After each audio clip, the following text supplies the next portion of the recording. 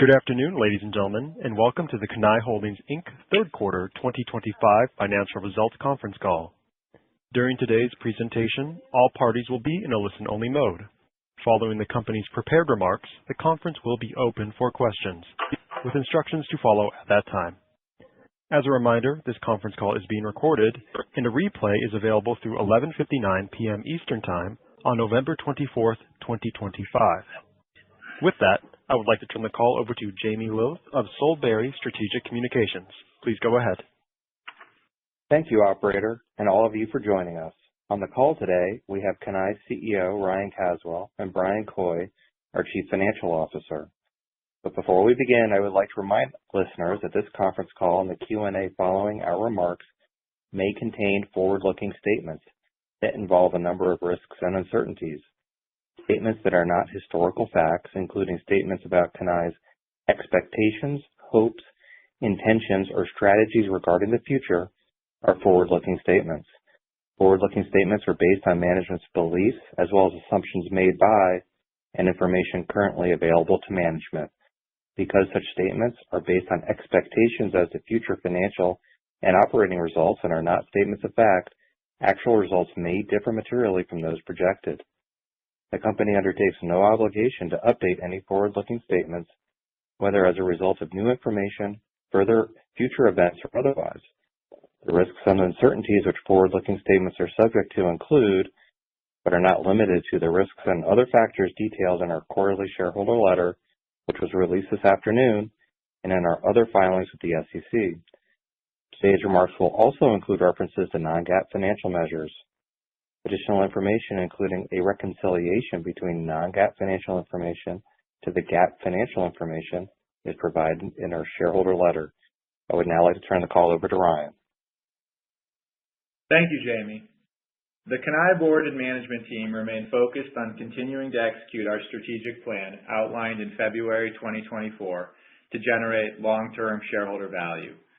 This plan is focused on optimizing our investment strategy, capital allocation, and the management of our portfolio as the foundation for long-term value creation. We continue to make significant progress on each aspect of the plan, including 1. Rebalancing our portfolio away from our historical public company investments and redeploying capital in proprietary opportunities with positive cash flows that can deliver outsized returns. 2. Returning capital to our shareholders through share buybacks and dividends. And 3. Improving the operational performance of Cannae's portfolio companies to increase their underlying values. This was particularly evident and successful in the third quarter. In the third quarter, we continued to rebalance our portfolio away from public company securities, highlighted by the closing of the previously announced acquisition of Dun & Bradstreet to Clear Lake Capital, which generated $630 million in proceeds to Cannae. Thus far, $424 million of the proceeds have been used to repurchase $275 million of Cannae shares, repay the $141 million outstanding under our existing margin loan, and distribute $8 million in dividends to our shareholders. Since our announcement of our strategic plan, we have now sold $1.1 billion of public company securities and transitioned our portfolio from 70% public investments when we announced our plan to 20% public investments today. We believe this change is important for our shareholders, as our portfolio now consists primarily of proprietary private investments that we believe will generate outsized returns and which our shareholders wouldn't otherwise be able to access but through Cannae. We will continue to transition our portfolio, and over the next few months, specifically, we will look to sell certain non-core assets, both public and private, to take advantage of expiring tax benefits that could generate up to $55 million in cash tax refunds for Cannae while further simplifying our portfolio. From a capital redeployment perspective, in the third quarter, we closed on the previously announced acquisition of an additional 30% stake in Gianna Partners for $67.5 million, which takes our ownership position to 50%. We also invested the remaining $30 million commitment in Gianna Funds, as was agreed in our initial transaction. We remain excited about our partnership with Cannae and their ability to grow AUM as well as management and performance fees, which will result in cash distributions to shareholders in which Cannae will participate. We believe Cannae will continue to generate attractive investment returns as they have done over their 24-year history as a leader in engaged investing. Cannae also invested $25 million in Black Knight Football after closing the D&B sale, completing our earlier commitment to BKFC's capital raise.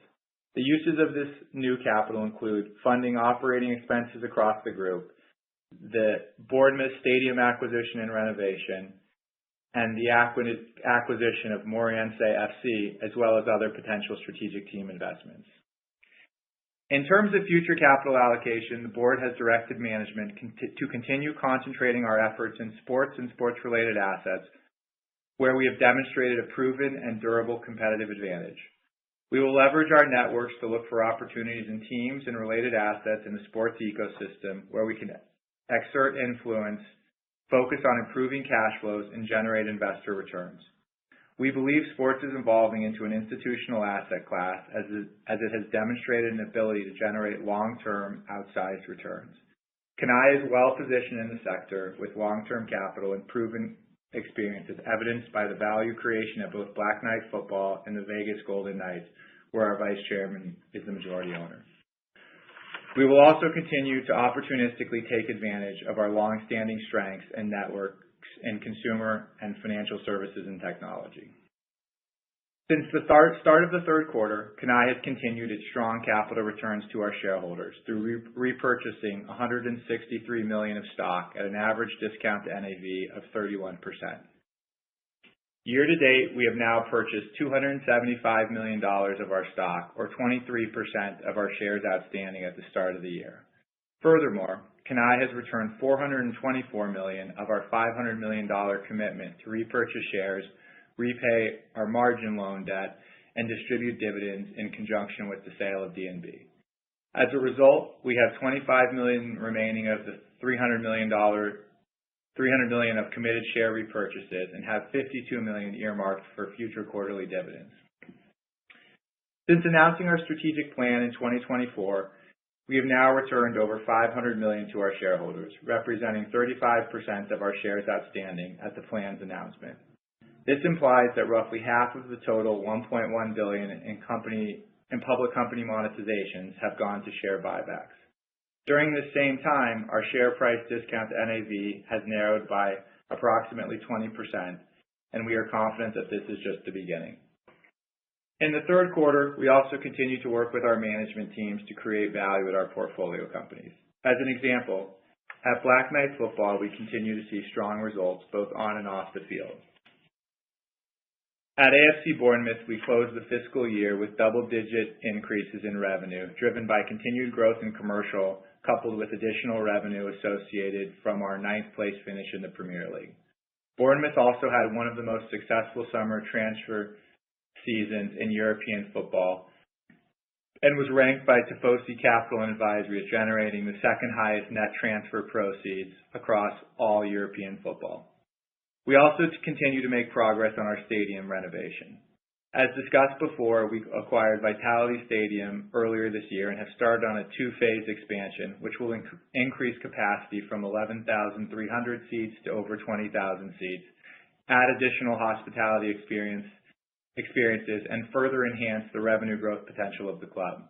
The first phase is expected to be completed by the start of the 26-27 season and will increase the stadium seating capacity to 17,000 seats. This improvement in infrastructure follows the opening of AFCB's new performance center earlier this year. Lastly, despite the significant player sales, Bournemouth has continued its strong on-field performance as the team now sits in ninth place in the Premier League after 12 matches. At FC Lorient, the team currently sits in 17th place in League One.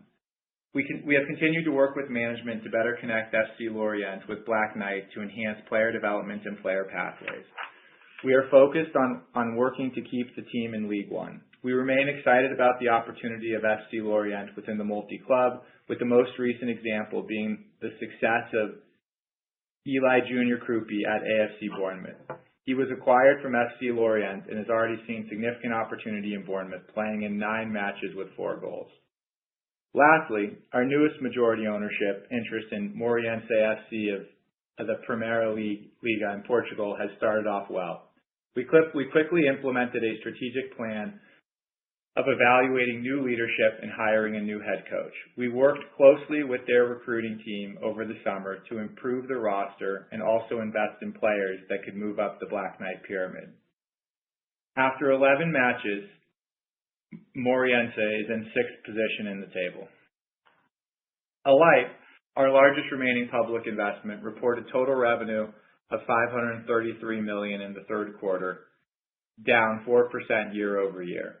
Despite the modest top-line decline, adjusted EBITDA and adjusted EBITDA margin and free cash flow all improved significantly in the third quarter of 2025 compared to the prior year third quarter. However, management reduced their 2025 forecast ranges for revenue, adjusted EBITDA, and free cash flow to the lower end of prior forecasts. Alight continued to return cash to shareholders, repurchasing $25 million of its common stock during the quarter, and also paid $22 million in dividends to shareholders. The Watkins Company continues to see strong demands for its products.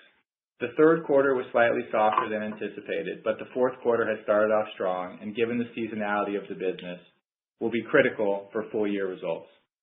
We hired a new head of sales and remain excited about the business and the initiatives to drive growth and margin. I'll now turn the call over to Brian to touch on our financial position. Thank you, Ryan. Cannae's operating revenue was $107 million for the third quarter of 2025, down $7 million from $114 million in the third quarter of the prior year. This was driven by reduced guest counts on a same-store basis and 10 fewer restaurant locations, partially offset by higher average checks per guest at both brands. Nearly all the location reductions were in the O'Charley's brand, as the 99 continues to generate same-store revenues at flat or slightly down levels year over year, which is in line with the Baird real-time restaurant survey results for the casual dining segment. Cannae's total operating expenses decreased by $12 million in the third quarter of 2025 to $120 million. Approximately $5 million of the decrease is directly related to the restaurant group location and operating cost reductions. $3 million is from the ISIP fees in the prior year's totals, as Cannae monetized its remaining Dayforce shares and terminated the ISIP plan. And $2 million of the reduction is from termination of the external management agreement earlier this year. Cannae's net recognized gains were $8 million in the current year third quarter, down $15 million from the prior year comparable period. This reflects lower mark-to-market gains on PaySafe, offset in part by a pickup on Jana funds and other items. Cannae's equity and losses of unconsolidated affiliates was $57 million in the third quarter of 2025, compared to $25 million in the third quarter of prior year. The change was driven by our share of Alight's goodwill impairment and partially offset by record player trading profits at Black Knight Football. As Ryan discussed above, our margin loan was fully repaid in conjunction with the D&B sale.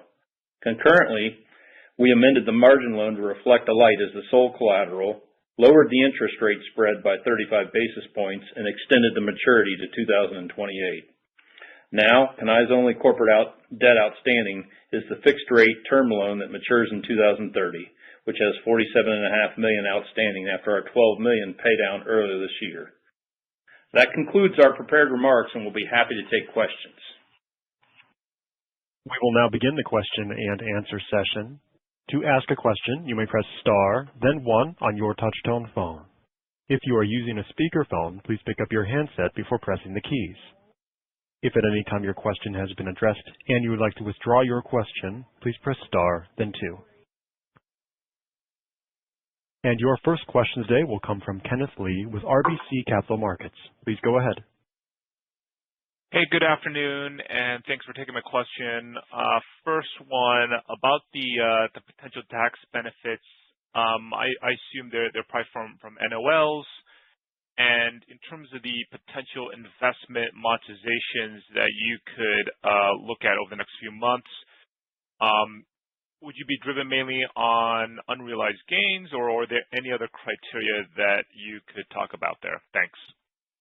Yeah, of course. So the tax assets that we're referring to are some historical gains that we have where we could utilize losses to get a refund from those taxes. So part of that will be looking to monetize assets where we have losses to realize the loss to generate the tax refund. Does that make sense, Ken? Yep, that makes sense. That makes sense. And then any criteria you would look at when potentially it sounds like you would then look at mainly unrealized losses more than anything. Yeah, correct. I think in the near term, okay, we'd be most focused on realizing some unrealized losses to take advantage of it. And then I think we'll continue kind of to monitor our broader portfolio to monetize assets that we think are less strategic today. Gotcha. Helpful there. One follow-up, if I may, noticed within the latest sum of the parts, within the other investments, you also list some additional new investments, I think, in SpaceX and in Brasada Resorts. Wondering if you could talk a little bit more about some of these investments, the relative size of the holdings. I assume it's probably somewhere around $30 million in total. Where were they sourced, and what are the expected returns and opportunities here? Thanks. Yeah, I think so. With the investments that you're referring to, all of those have been in there for a while. Maybe we've updated the footnote recently, but none of those are new investments. And I think going back to your other question, as we look at kind of what's more strategic and less strategic, I would think some of those smaller assets would be ones that we would look to monetize. But I don't think there's been change. It might have just been as a footnote that changed at some point. Gotcha. Very helpful there. One last question for me. More broadly, how do you view the risk of AI on the fintech and software space? Obviously, you have a lot of investments within that space, and a lot of them were made a while back before AI started really growing. So how do you assess that risk, and how do you think about that, the potential impact on the portfolio companies there? Thanks. We look at AI more broadly, like everyone is doing across their portfolio. You're right in saying that some of the businesses, or we made the investments before. I think that AI was as popular, as big of a thing as it is today. Look, we tried to make investments in businesses with good kind of market share and what we thought were defensible moats. I think for most of those businesses, they are trying to deploy AI in their processes and leverage AI as best they can. So we don't see in any business in our portfolio, we don't see that AI is going to make it obsolete. But I do think that, like all businesses and like that we do at Cannae, we're trying to think of ways to more efficiently, or for the business to more efficiently leverage AI and its workflow processes, relationships with consumer. Could that improve revenue? Could it improve margins? So hopefully that helps. That's very helpful. Thanks again.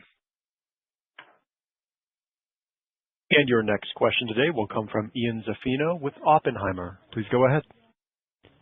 Hey, good afternoon. This is Isaac Salazan on for Ian. Thanks for taking the questions. I guess just a follow-up to the previous one on divesting non-core assets, and as you continue to monetize those, I guess the question would be, how do you view returning that capital or proceeds via the buyback or dividend, versus continuing to invest behind Black Knight Football and the sports assets? Thanks. Yeah. Look, since we initiated our strategic plan in February 2024, we've returned about $500 million of capital to shareholders. So clearly we have and will continue to be very focused on capital returns. I think we have about $25 million of the $300 million that we initially we set out with the sale of D&B. as we look to monetize assets in the future, I think each time we will evaluate kind of the merits of investing, buying back more stock, or does it make sense to look at new investments? And so that's kind of the process that we will do. But again, I think if you look historically, we've obviously been very focused on capital returns to shareholders, and that's clearly something we'll think about. And we obviously have the dividend in place today, which generates a consistent capital return to our shareholders. Okay, great. And then just as a quick follow-up on AFC Bournemouth and the stadium, maybe if you could provide just a quick update as far as the renovation expansion activity, and I guess maybe a timeline for completion there. Thank you. Yeah, so we've started the first phase of the renovation. That will take the stadium up to from a little over 11,000 to 17,000. More importantly, though, it'll take hospitality above 1,300, and it'll take with kind of premium GA above 2,000, which we really have very limited of today. So we're very excited about the first stage, and again, I think we've said it before, but that's kind of we believe that's going to be kind of a mid-teens type return on invested capital. So we try to be very conservative and thoughtful around the renovation. The first phase of that is supposed to open at the beginning of next season, and then the second phase will open the beginning of the following season, and that will take it up to 20,000. We've started on improving a bunch of the hospitality areas, and we're doing a modular build, so we've started to deal with all of the contractors who will be doing that. So it's all moving along. I think that the big push will be kind of at the start of next year through the summertime when the season ends, and then you can start installing all of this. But thus far, we generally seem to be on track. There's some approval and planning processes that we are continuing to go through. But overall, we're very excited and optimistic as it goes forward. Great. Thank you very much. This concludes our question and answer session. I would like to turn the conference back over to Ryan Caswell for any closing remarks. To conclude, we have maintained our focus on executing the strategic plan we initiated in February 2024, and we are pleased with the progress we've made and the results that have followed. We are excited about the direction our board has set and the foundation we have built for long-term value creation. Thank you for your support. The conference has now concluded. Thank you for attending today's presentation. You may now disconnect.